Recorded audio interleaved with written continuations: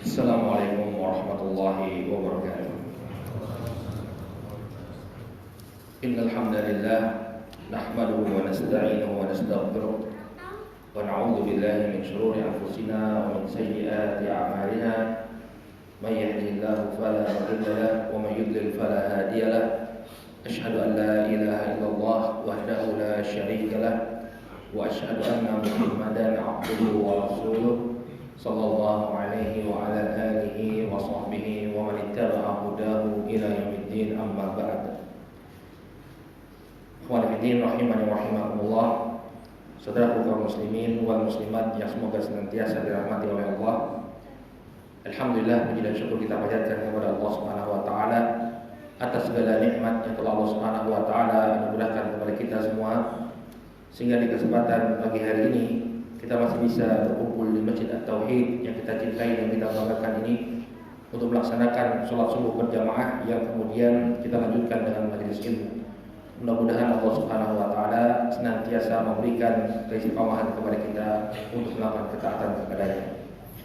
Salawat serta salam semoga senantiasa tercurah kepada junjungan kita Nabi Muhammad, kepada keluarga, para sahabat dan pengikut beliau hingga akhir zaman. Masyaallah ikhwah hafizahumullah. Insyaallah di kesempatan pagi hari ini kita akan bawakan sebuah tema yang cukup penting atau bahkan sangat penting untuk diketahui oleh setiap muslim dan muslimah. Karena tema yang kita bawakan ini berkaitan dengan hak yang harus kita prioritaskan setelah hak Allah dan hak Rasulnya alaihi salatu wassalam, yaitu hak kedua orang tua kita. Masyaallah ikhwah hafizakumullah.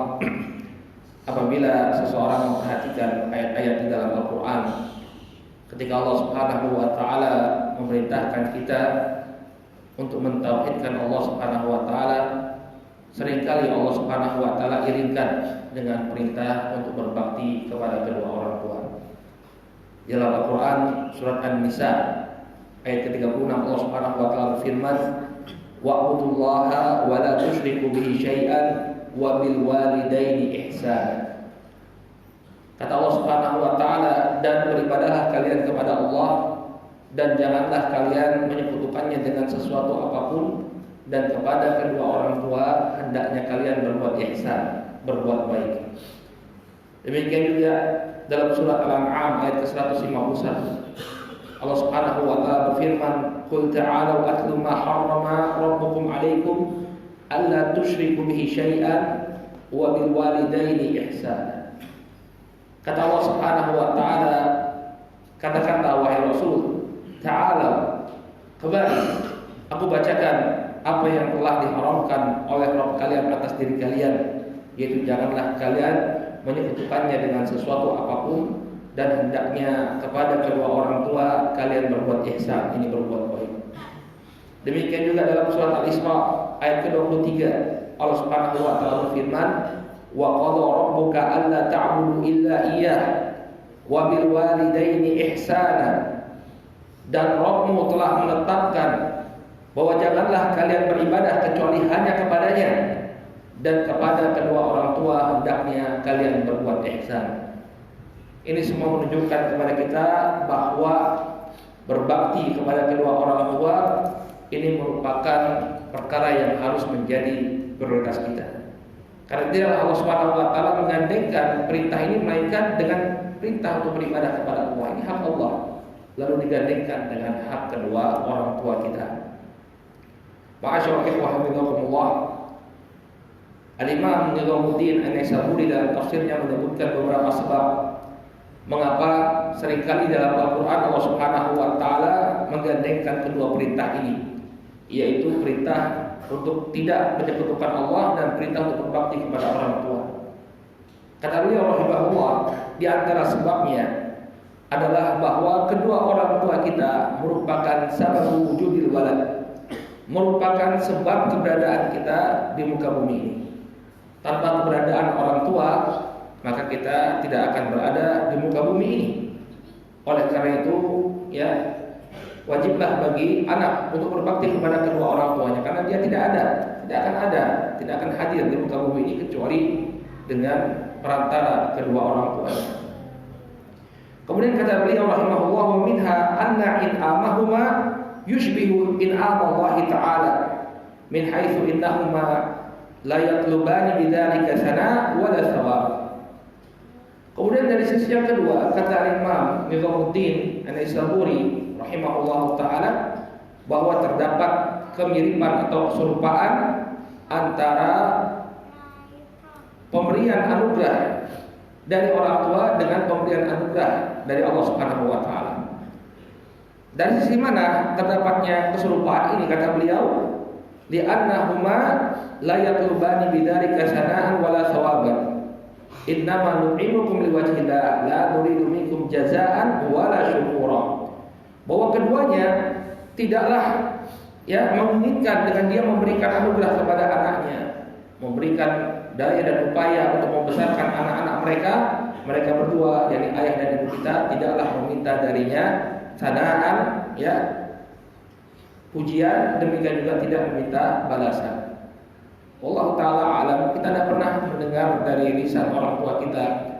Pernah enggak orang tua antum, ibu antum, emak antum, kemudian memberikan kwitansi misalnya, ongkos hamil mengandung sekian juta. Ada yang pernah dapat seperti itu dari ibunya?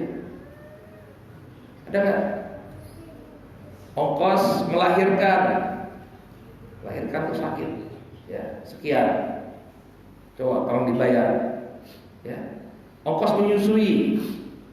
Kalau tahu berapa harga susu formula, mungkin sebagian antum yang berperan sebagai abah tahu berapa harga susu formula untuk menggantikan ASI. Lalu kita memberikan ASI kepada kita tanpa meminta bayaran. Demikian juga bapak bekerja keras untuk mencari nafkah menghidupi anak dan istrinya. Tidak pernah kemudian nagih kepada antum ini, saya kerja dulu untuk menafkahi kamu sekian, makan sehari sekian. Pernah nggak? Nggak pernah. Sehingga ada keserupaan, ada kemiripan antara pemberian rezeki dari Allah Subhanahu wa taala dengan pemberian anugerah dari orang tua kita, di mana mereka tidak meminta balasan dari kita. Kemudian di antara sebab mengapa Allah Subhanahu wa taala mengaitkan perintah untuk tidak menyekutukannya dengan sesuatu apapun dengan perintah untuk berbakti kepada orang tua, minha annahu ta'ala la yamallu min in'amihi 'alal 'abdi wa in ata bi a'dhamil jara'im wa kadzalika walidan. Kata beliau rahimahullah, Allah Subhanahu wa taala tidak pernah bosan untuk memberikan nikmat kepada hamba-hambanya, walaupun hamba-hambanya melakukan a'zam al-jaraim, dosa-dosa besar, dosa-dosa yang paling besar. Bahkan orang melakukan perbuatan syirik pun masih diberikan nikmat oleh Allah Subhanahu wa taala. Demikian juga keadaan kebanyakan para orang tua. Walaupun mungkin anaknya mengecewakan dia, walaupun mungkin anaknya membuat dia sedih, tapi yang namanya kasih dan sayang dari kedua orang tua kita itu tidak pernah berhenti. Mereka senantiasa atau selalu berusaha bagaimana untuk membahagiakan anak-anaknya. Demikian juga di antara sisi keserupaan bahwa orang tua selalu memberikan yang terbaik kepada anak-anaknya. Saya dapati sekarang ini sudah mulai dibuka pendaftaran sekolah-sekolah. Kita lihat orang tua berlomba-lomba bagaimana caranya agar bisa memberikan pendidikan yang terbaik kepada anak-anak mereka. Terkadang sekolah pun, walaupun sekolah itu mahal, dia berusaha bagaimana caranya agar anaknya bisa tetap sekolah di situ. Entah dia mencari pekerjaan yang mencukupi, artinya dia mencari penghasilan yang lain agar bisa membiayai anak-anaknya untuk sekolah. Mereka berusaha bagaimana caranya agar anak-anaknya mendapatkan pendidikan yang terbaik. Oleh karena itu wajarlah, masya Allah ikhwah, bagi kita untuk membalas kebaikan kedua orang tua kita. Walaupun tidak akan terbalas, kita tidak akan bisa membalas kebaikan yang telah diberikan oleh kedua orang tua kita karena besarnya pengorbanan yang telah mereka berikan kepada kita.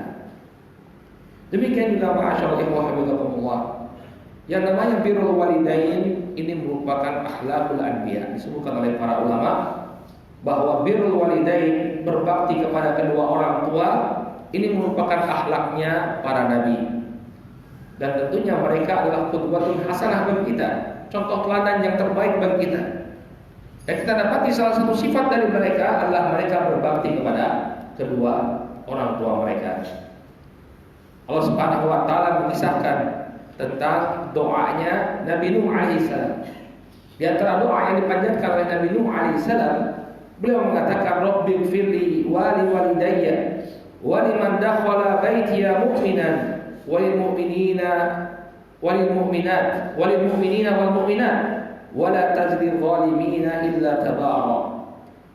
Di antara doa yang dipanjatkan oleh Nabi Nuh alaihissalam, wahai Rabbku, ighfirli, ampuni aku, wa liwalidayya, dan juga kedua orang tuaku, wa liman dakhala baitiya mu'minan, dan berikanlah ampunan kepada orang yang masuk ke dalam rumahku dalam keadaan beriman. Walil mu'minina wal mu'minat, demikian juga berikan ampunan kepada orang-orang yang beriman dari kalangan laki-laki maupun perempuan. Wala tajzil zalimina illa tabara, dan janganlah kau tambahkan kepada orang-orang yang zalim itu melainkan cuma bencana bagi mereka. Demikian juga Nabi Isa alaihissalam. Nabi Isa alaihissalam disebutkan oleh Allah Subhanahu wa taala dalam surat Maryam, qala inni abdullah atani alkitaba waj'alani nabiyya waj'alani mubarakan aina ma kunt wa awsani bis salati waz zakah ma dumtu hayya wa barran bi walidati wa lam yaj'alni jabbaran syaqiyya. Nabi Isa alaihissalam mengatakan, inni abdullah, aku adalah hamba Allah. Ini bantahan bagi orang-orang Nasara yang menjadikan Nabi Isa alaihissalam, menempatkan Nabi Isa alaihissalam pada kedudukan ilah, pada kedudukan sesembahan. Nabi Isa alaihissalam sendiri mengatakan, inni abdullah, aku ini hanyalah hamba Allah. Atani alkitab wa ja'alani nabiyya, Allah telah memberikan kepadaku alkitab dan menjadikan aku sebagai seorang nabi. Wa ja'alani mubarakan aina ma kunt, dan Allah Subhanahu wa taala telah menjadikan aku diberkahi dimanapun aku berada. Wa awsani bis salati waz zakah ma dumtu hayya, kemudian Dia telah memerintahkan kepadaku untuk menegakkan salat dan menunaikan zakat selama aku masih hidup. Kemudian apa yang diperintahkan Allah Subhanahu wa taala kepada Nabi Isa, wa barram bi walidati wa lam yaj'alni jabbaran syaqiyya, dan berbakti kepada ibuku, dan tidaklah Allah Subhanahu wa taala menjadikan aku sebagai orang yang kaku dan juga orang yang celaka. Yang menunjukkan kepada kita bahwa di antara akhlakul anbiya adalah mereka berbakti kepada kedua orang tua mereka. Dan juga ma'asyiral ikhwan, birrul walidain sebagaimana yang kita sebutkan dalam judul ini merupakan pintu bagi kita untuk masuk ke dalam surga. Disebutkan dalam hadis Aisyah radhiyallahu taala anha yang diriwayatkan oleh Imam Ahmad dan disahihkan oleh Syekh Su'aib Al-Arnaud rahimahullahu taala, bahwa Nabi SAW mengatakan, nimtu wa ra'aituni fil jannah. Kata Rasulullah alaihi salatu wasallam, suatu ketika aku tertidur, kemudian aku melihat diriku berada di dalam surga.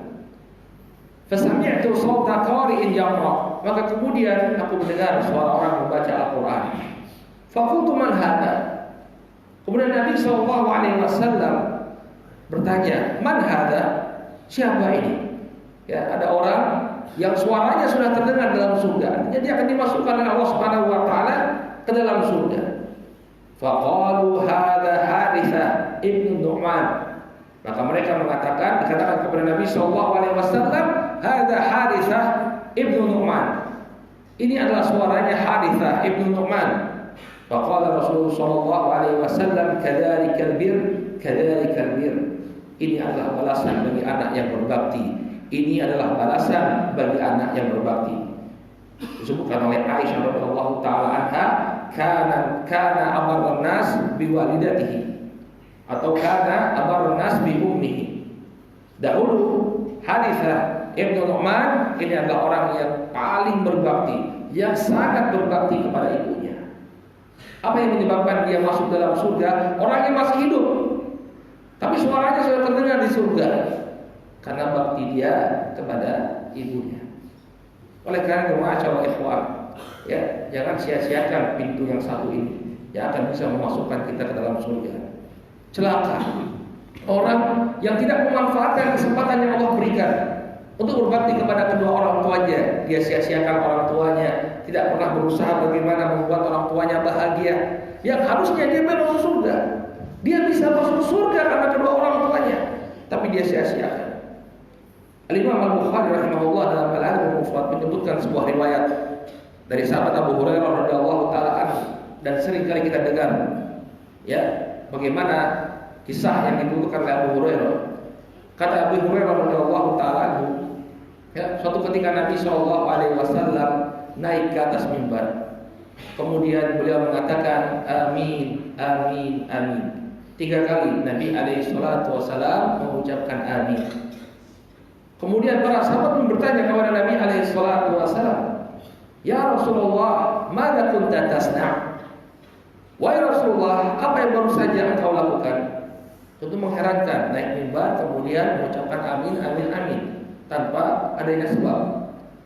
Ternyata kata Nabi SAW, atani Jibril mendatangi aku. Faqala li, kemudian beliau, ini Jibril alaihissalam, mengatakan kepadaku, raghiba anfu abdin. Perhatikan ya, ikhwan. Raghiba anfu abdin adraka, ya, abawaihi aw ahadihima wa lam yudkhilhul jannah. Celaka seorang hamba yang dia masih mendapati kedua orang tuanya atau mendapati salah seorang di antara keduanya tapi tidak memasukkan dia ke dalam surga. Celaka seorang hamba yang dia masih mendapati bapak dan ibunya masih hidup atau salah seorang di antaranya masih hidup, tapi kemudian dia enggan berbakti kepada orang tuanya, tidak mau berusaha bagaimana agar orang tuanya bahagia, tidak berusaha bagaimana agar orang tuanya tersenyum, tidak berusaha bagaimana agar orang tuanya merasakan kegembiraan di kehidupannya. Tapi justru yang dia lakukan membuat orang tuanya bersedih, membuat orang tuanya murka, membuat orang tuanya kecewa, membuat orang tuanya sakit hati. Yang harusnya dia bisa masuk surga, tapi justru dia mendapatkan kebinasaan, mendapatkan kecelakaan. Kemudian kata Jibril alaihissalam, ya, kul amin, katakan amin. Beliau memerintahkan Rasulullah SAW, meminta Rasulullah SAW untuk mengaminkan doa, ya, tersebut. Faqultu amin, maka kata Nabi SAW, amin. Yang berdoa adalah sebaik-baiknya malaikat, yang mengaminkan adalah sebaik-baiknya nabi, sebaik-baiknya manusia. Maka hendaknya kita waspada ya ikhwan, jangan sampai kita masuk ke dalam doanya Jibril alaihissalam yang diaminkan oleh Rasulullah SAW. Masing-masing kita hendaknya berintrospeksi diri, di mana posisi kita terhadap kedua orang tua kita.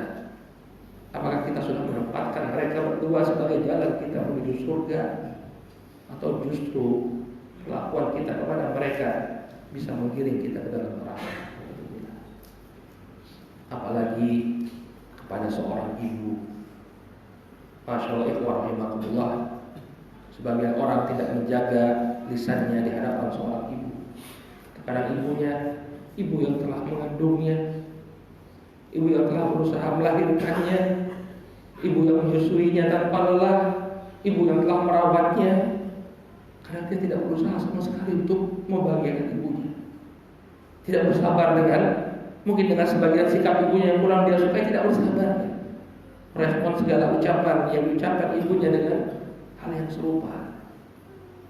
Ingatlah sabda Nabi SAW dalam sebuah hadis yang diriwayatkan oleh Imam Al-Bukhari dan Muslim dari sahabat Abu Hurairah radhiyallahu taala anhu, bahwa datang seseorang kepada Nabi SAW. Kemudian dia bertanya kepada Nabi SAW, ya Rasulullah, man ahaqqun nas bi husni sahabati? Wahai Rasulullah, siapakah orang yang paling Siapakah orang yang paling aku harus melakukan dengan baik? Maka Nabi Shallallahu Alaihi Wasallam menyebutkan ummuk, ibumu. Tsumma man ya Rasulullah. Kemudian siapa yang kedua wahai Rasulullah? Nabi Shallallahu Alaihi Wasallam masih saja mengulangi ummuk, ibumu. Tsumma man ya Rasulullah. Kemudian siapa wahai Rasul? Nabi SAW masih mengatakan ummuk. Tsumma man ya Rasulullah. Tsumma abuk. Baru kemudian pada pertanyaan yang keempat, Nabi Shallallahu Alaihi Wasallam menyebutkan kemudian baru bapakmu, ibumu, ibumu, ibumu.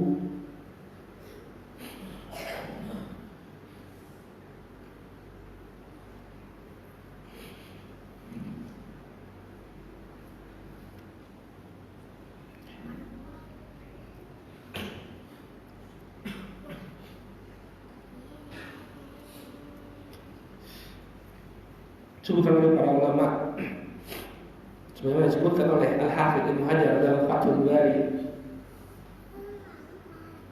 Beliau menukilkan dari Imam Ibnu Battal rahimahullah taala. Beliau menjelaskan mengapa sosok seorang ibu dimuliakan 3 kali baru kemudian bapak. Karena ada 3 hal yang dilakukan oleh seorang ibu yang tidak akan pernah bisa dilakukan oleh seorang bapak. Ini sudah kodrat dari Allah Subhanahu wa taala bahwa ada 3 perkara yang menyebabkan seorang ibu dimuliakan di dalam agama kita yang memang itu tidak bisa dilakukan oleh seorang ayah. Yang pertama, mereka mengalami kesulitan ketika mengandung. Selama 9 bulan ibu kita mengandung, mengalami berbagai keadaan yang sulit. Tidak enak makan, tidak enak minum, ya, tidak enak tidur. Banyak hal-hal yang tidak mengenakan ketika mereka mengandung. Dengan kehadiran janin yang ada di dalam perutnya, ini menyebabkan badannya tidak enak untuk melakukan apapun. Oleh karena itu, setiap suami kalau dia mendapati istrinya dalam keadaan mengandung, maka hendaknya dia banyak bersabar. Jangan kemudian banyak menuntut kepada istrinya dalam keadaan istrinya sedang mengandung, karena memang dia sedang mengalami kesulitan yang teramat sangat. Banyak bersabar ya. Kalau istri antum mengandung, lebih banyak lagi perhatian kita kepada dia. Lebih banyak lagi pertolongan kita kepada dia dalam mengerjakan tugas-tugas rumah tangga. Jangan bebani dia, justru ketika dia mengandung dibebani dengan pekerjaan-pekerjaan yang berat. Bantu istri kita semampu kita agar dia bisa menjaga janin. Toh janinnya juga anak kita. Kebaikannya kembali kepada anak keturunan kita. Kemudian yang kedua, seorang ibu merasakan sakitnya melahirkan. Tentunya ini tidak ada pada diri kita. Ada sosok seorang ayah, ya, menahan sakit ketika anaknya lahir. Ini luar biasa. Baik yang melakukan persalinan normal maupun yang melalui operasi. Ya, sebagian orang meremehkan ibu-ibu yang melahirkan secara sesar. Ya, saya pernah baca posting ibu-ibu yang sesar tidak pernah merasakan sakitnya ini.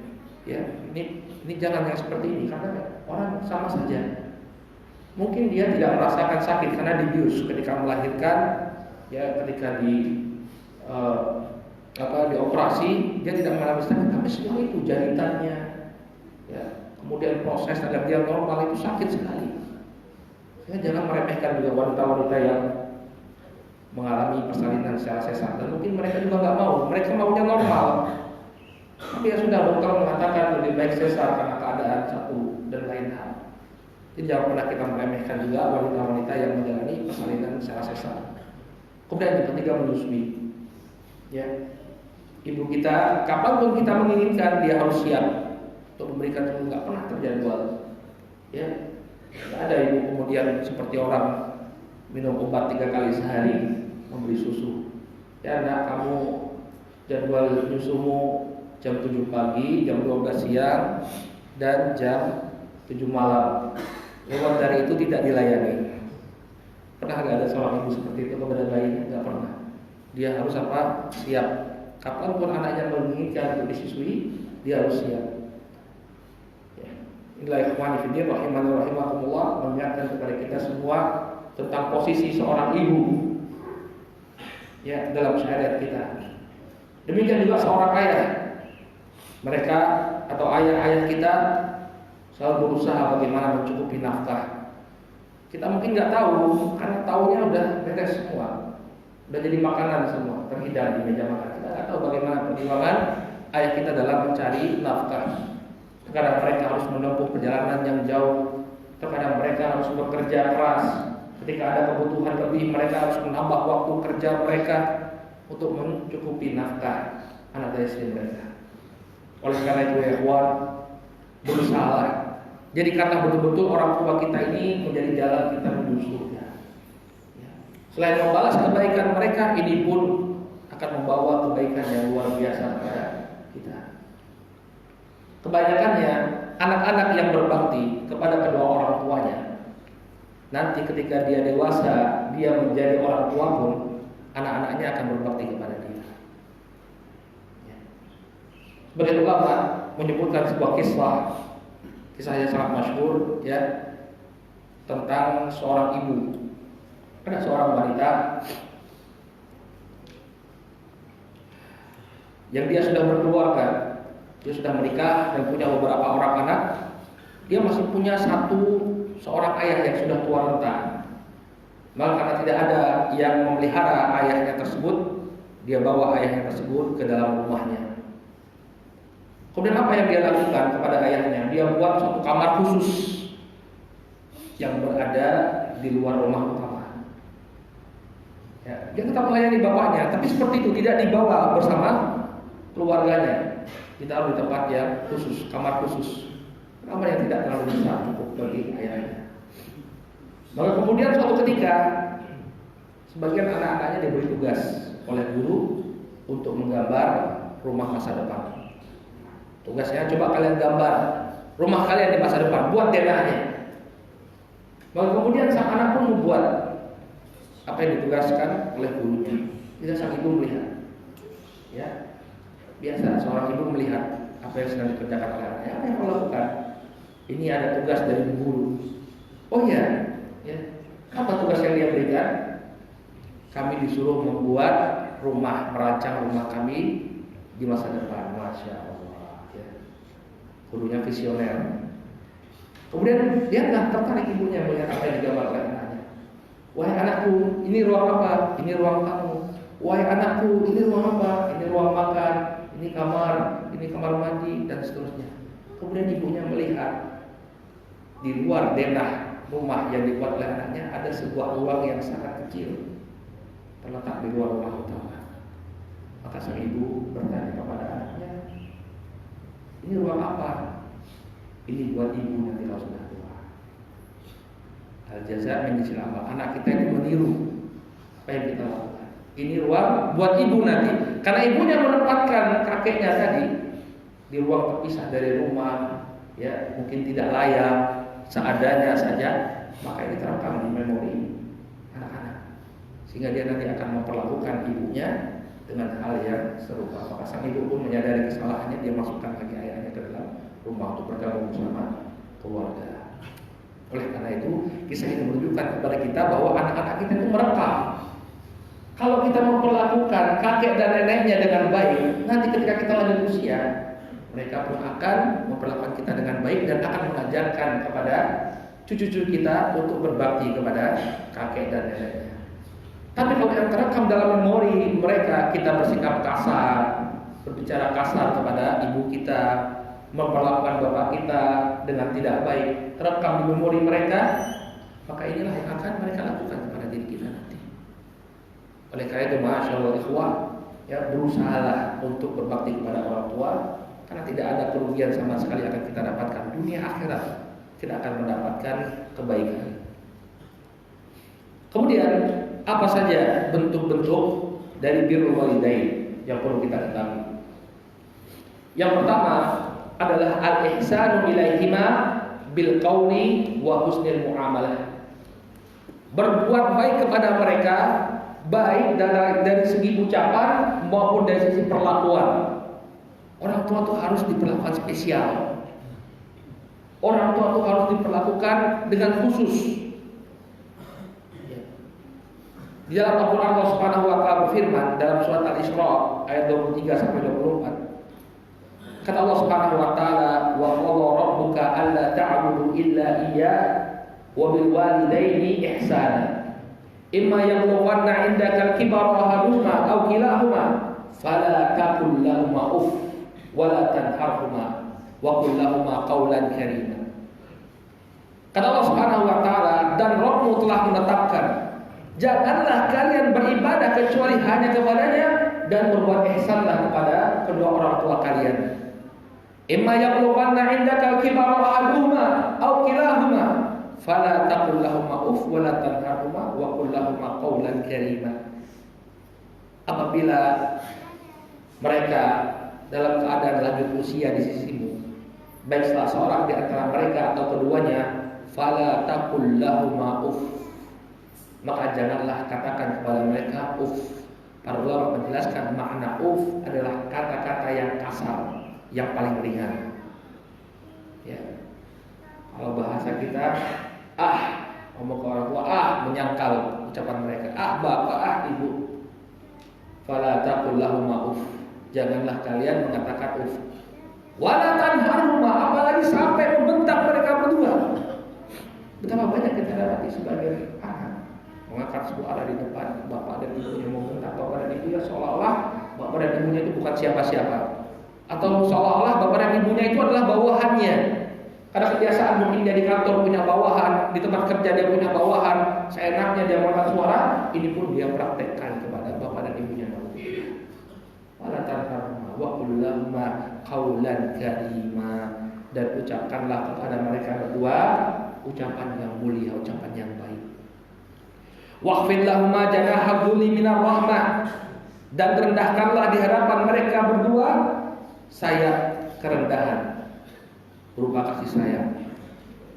Maksudnya di sini ya ikhwan, hendaknya posisi apapun yang kita telah dapatkan di tengah-tengah manusia, entah kita sudah menjadi seorang pebisnis yang sukses, menjadi seorang pejabat, menjadi seorang dai, menjadi seorang ustaz, menjadi apapun yang kita pegang posisi kita, tapi di hadapan orang tua tetapnya kita merendah. Makanya diibaratkan merendahkan sayap. Anda boleh terbang kemana saja, tapi di hadapan kedua orang tua sayap itu harus tetap rendah. Ya. Kemudian kata Allah Subhanahu wa Ta'ala, wa qur rabbirhamhumā kamā rabbayānī shaghīrā. Tidak lupa kemudian untuk mendoakan mereka, dan ucapkanlah, wahai Rabbku, kasihilah mereka berdua sebagaimana mereka telah mendidikku ketika aku masih kecil. Ini yang hendaknya kita lakukan kepada orang tua kita, yaitu berbuat ihsan kepada mereka. Kemudian yang kedua, hendaknya kita berusaha mentaati mereka berdua. Karena bentuk ihsan adalah taat, berusaha mewujudkan apa yang mereka inginkan. Tapi dengan syarat, selama apa yang mereka perintahkan, apa yang mereka inginkan bukan merupakan kemaksiatan kepada Allah. Kalau kemaksiatan, maka tidak ada kewajiban bagi kita untuk memenuhinya.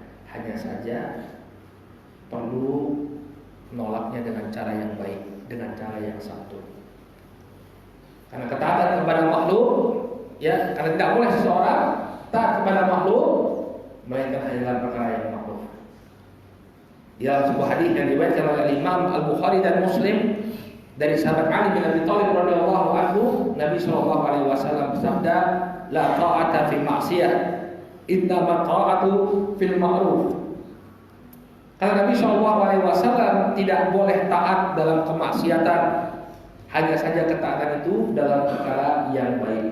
Jadi dalilnya umum, kepada orang tua, kepada pemerintah juga.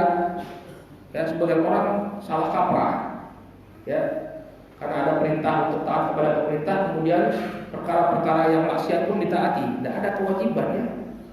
Kalau pemerintah itu menyuarakan suatu hal yang batil, nggak boleh kemudian kita mengikuti dan membela.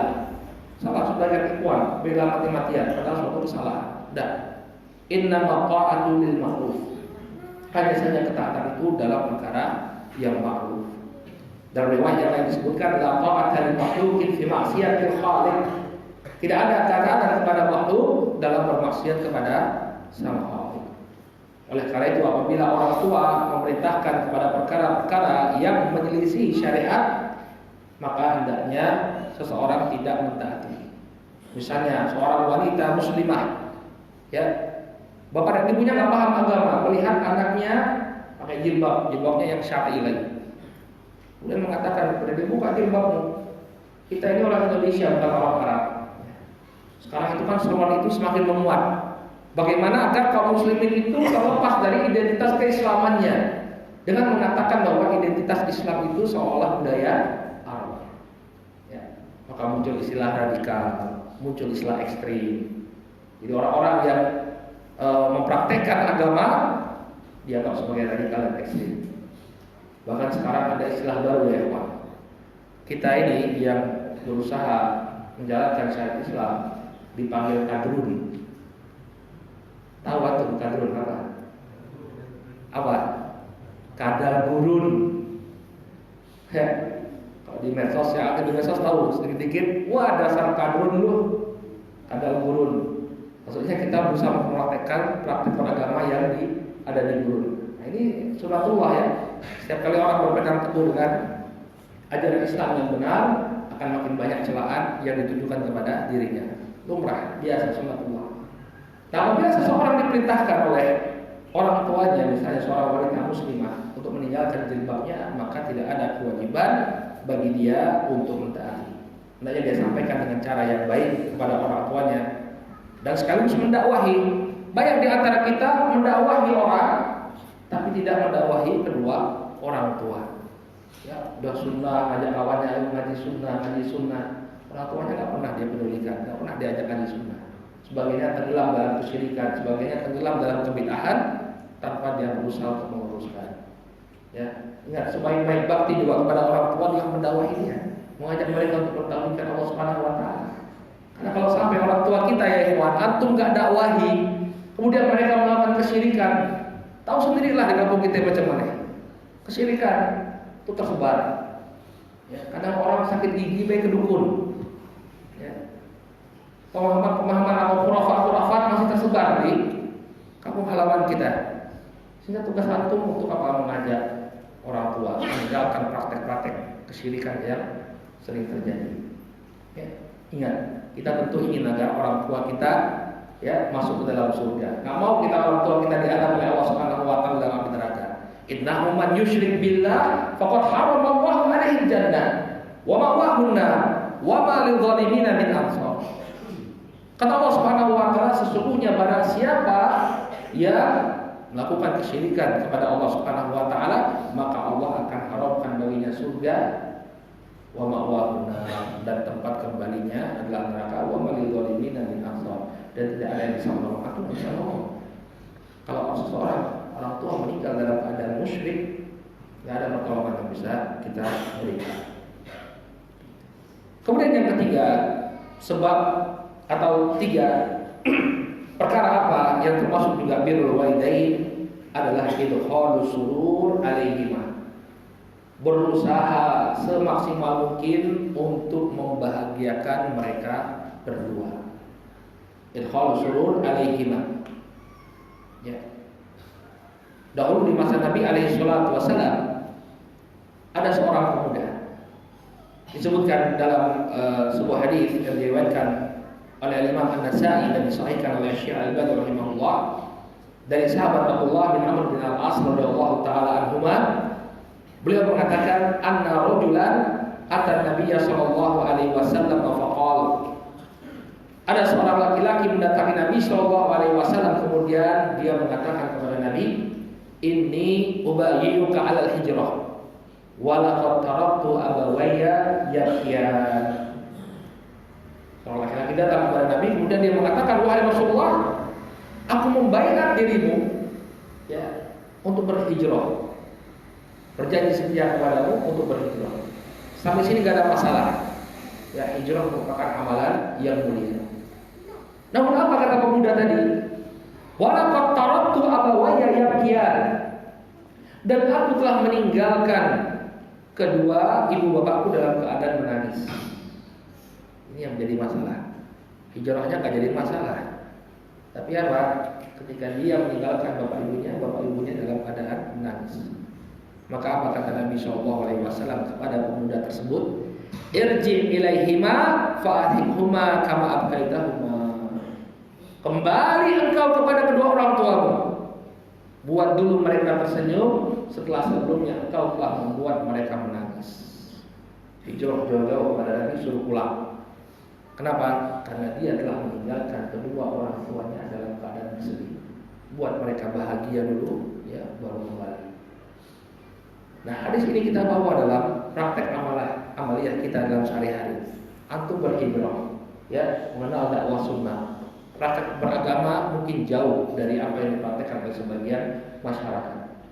Maka hendaknya tetaplah kita memperlakukan orang tua kita dengan keadaan baik. Ya, jangan kemudian mengenal dakwah sunnah tapi justru semakin jauh dengan orang tua. Justru harus lebih berbakti kepada orang tua. Justru harus lebih menunaikan hak mereka. Tampakkan kepada mereka, saya setelah ngaji itu lebih baik. Ya, perlakuan saya kepada orang tua itu lebih baik setelah saya ngaji. Namun mudah-mudahan ini bisa menjadi wasilah, menjadi jalan, ya, tersampainya dakwah kepada kedua orang tua kita. Kemudian yang keempat, bentuk bakti kita kepada orang tua yaitu menjaga nama baik mereka. Jangan sampai kemudian seseorang menjadi sebab orang tuanya dicela, ya, melakukan perbuatan yang buruk tercela di tengah-tengah masyarakat, sehingga orang-orang bertanya, ini anak siapa? Ya, sehingga nama baik bapak dan ibunya menjadi buruk di tengah-tengah masyarakat. Tidak boleh. Wajib bagi kita untuk menjaga nama baik mereka. Disebutkan oleh Imam Muslim dari sahabat Abdullah Ibn Amr bin As radhiyallahu taala anhu bahwa Nabi sallallahu alaihi wasallam bersabda, "Minal kaba'ir syatmur rajuli walidayhi." Termasuk dosa besar seorang anak itu mencela kedua ibu bapaknya. Maka para sahabat bertanya, "Ya Rasulullah, wa hal yashtimur rajul walidayhi?" Bagaimana mungkin ada seorang anak yang tega mencela bapak dan ibunya? Maka kata Nabi sallallahu alaihi wasallam, "Na'am, yasubbu abar rajuli fa yasubbu abah." Ya, yaitu dengan cara dia mencela bapak orang lain, kemudian orang tersebut balas mencela bapaknya. Wa yasubbu ummahu fa yasubbu ummah. Demikian juga dia mencela ibu orang lain sehingga orang tersebut kembali balas mencela ibunya. Maka kata para ulama dari sini merupakan kewajiban dari seorang anak untuk menjaga nama baik kedua orang tuanya. Jangan sampai kemudian dia menjadi sebab nama orang tuanya menjadi buruk di tengah-tengah masyarakat. Ini ketika mereka masih hidup. Ketika mereka telah meninggal dunia, yang namanya birrul walidain tidaklah terputus dengan wafatnya bapak dan ibu kita. Memang betul, ketika mereka masih hidup kita bisa berbuat lebih banyak untuk mereka. Tapi bukan berarti ya, bahwa ketika bapak dan ibu kita meninggal dunia terputus kewajiban untuk berbakti kepada mereka. Justru kita tetap harus berbakti kepada mereka. Apa bentuk bakti kita? Memperbanyak doa dan istighfar untuk orang tua kita. Dalam hadis yang diriwayatkan oleh Imam Muslim dari sahabat Abu Hurairah radhiyallahu taala anhu, Nabi sallallahu alaihi wasallam bersabda, "Idza mata ibnu Adam in qata'a 'amaluhu illa min thalath." Apabila meninggal seorang anak Adam, maka terputus amalannya kecuali 3. Yang pertama apa? Sedekah jariyah, sedekah jariyah. Seseorang ya menginfakkan hartanya atau mensedekahkan hartanya yang kemanfaatannya masih bisa dirasakan setelah dia meninggal dunia, maka ini akan mengalirkan pahala. Kemudian yang kedua, ya, au ilmu yuntafa'u bihi, atau ilmu yang bermanfaat. Seorang mengajarkan ilmu, kemudian ilmunya tersebut masih dipakai, maka ini pun akan memberikan pahala kepada dirinya. Kemudian yang ketiga, awaladin salihin yad'ulah, atau anak yang saleh yang mendoakannya. Ya. Maka hendaknya seorang anak dia mendoakan orang tuanya di waktu-waktu yang mustajab, bukan hanya ketika dia teringat dengan kedua orang tuanya, tapi di setiap kali waktu yang mustajab.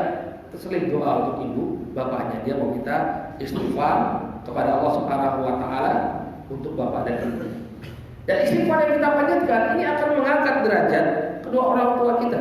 Kalau Allah Subhanahu wa taala menakdirkan dia masuk surga, orang tua kita masuk surga dengan istighfar yang dipanjatkan oleh anaknya, maka derajatnya akan semakin tinggi di sisi Allah Subhanahu wa taala.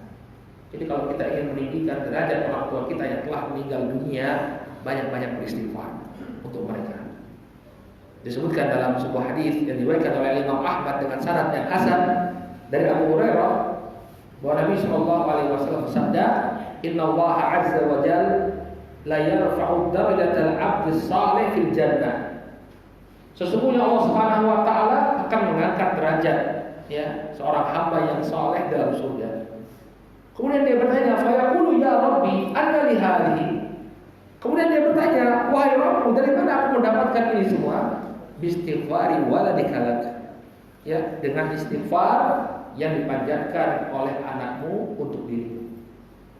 Jadi selipkan istighfar kita untuk kedua orang tua kita.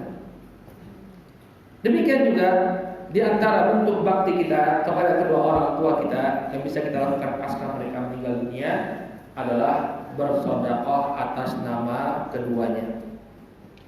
Dalam sebuah hadis yang diriwayatkan dari Abdullah bin Abbas radhiyallahu anhu, dikisahkan bahwa dahulu Sa'ad bin Ubadah radhiyallahu anhu mendapati kedua orang ibunya telah meninggal dunia.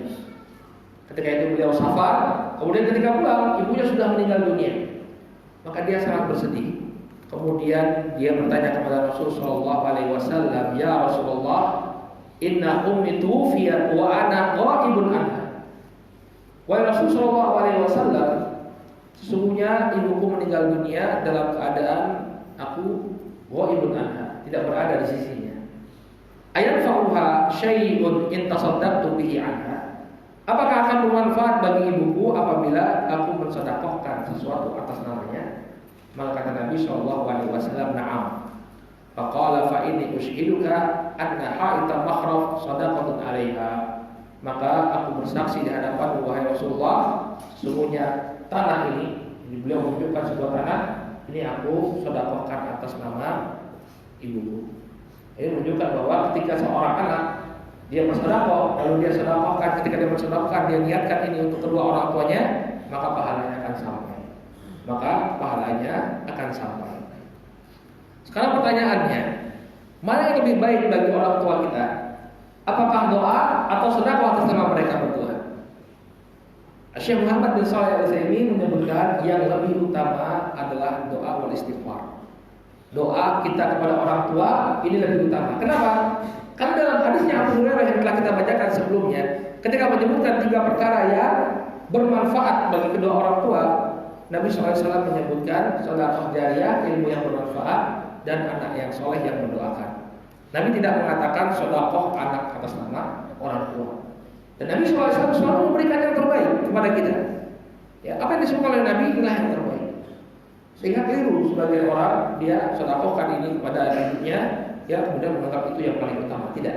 Tetap yang paling utama adalah doa seorang anak yang soleh untuk kedua orang tuanya. Kemudian juga selain apa yang kita sebutkan, bentuk bakti seorang anak kepada kedua orang tuanya setelah orang tuanya meninggal dunia, ini 2 yang penting bagi kita, terutama yang sudah meninggal bapak dan ibunya, yaitu kita tetap menjalin hubungan baik dengan orang-orang yang mereka cintai, orang-orang yang pernah berjasa mungkin kepada orang tua kita, orang-orang yang memiliki kedudukan di hati orang tua kita. Maka termasuk birrul walidain, kita memperlakukan mereka dengan baik, memuliakan mereka.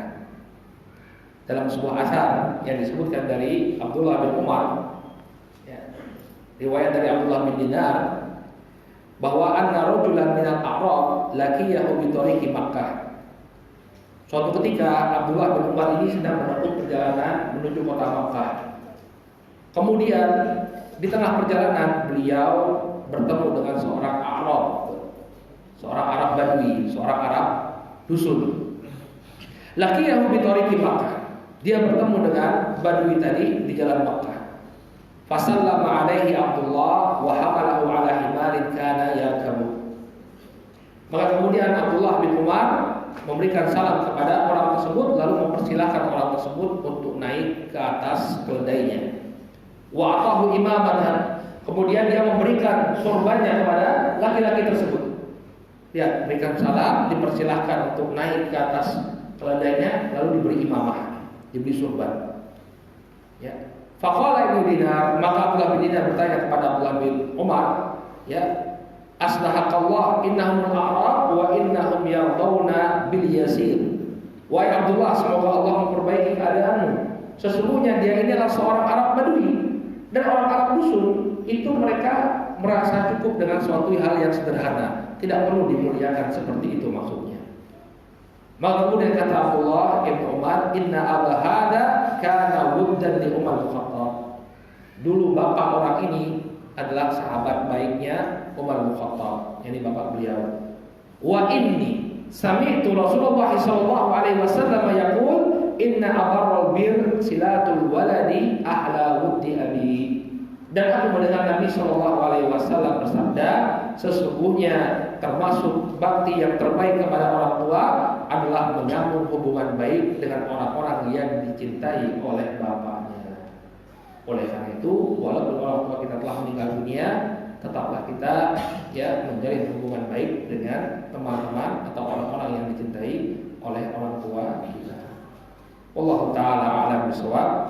Ini mungkin ya ikhwah apa yang bisa kita sampaikan yang berkenaan dengan birrul walidain. Saya yakin para asatidzah ya sering membawakan tema ini ke hadapan kita. Namun fadzakir fa inna dzikra tanfa'ul mu'minin. Dan terus-meneruslah berikan peringatan, karena peringatan itu bermanfaat bagi orang-orang yang beriman. Mudah-mudahan Allah Subhanahu wa taala menjadikan kita semua sebagai anak-anak yang berbakti kepada kedua orang tua kita, baik dalam keadaan mereka masih hidup, demikian juga dalam keadaan mereka telah meninggal dunia. Semoga Allah Subhanahu wa taala memasukkan kita dan kedua orang tua kita ke dalam surga dan mengumpulkan kita ke dalam surganya. Amin ya rabbal alamin. Kita cukupkan dulu sampai di sini, mudah-mudahan bermanfaat. Subhanakallahumma wa bihamdika asyhadu an la ilaha illa anta astaghfiruka wa atubu ilaik. Billahi taufiq wal hidayah. Wassalamualaikum warahmatullahi wabarakatuh.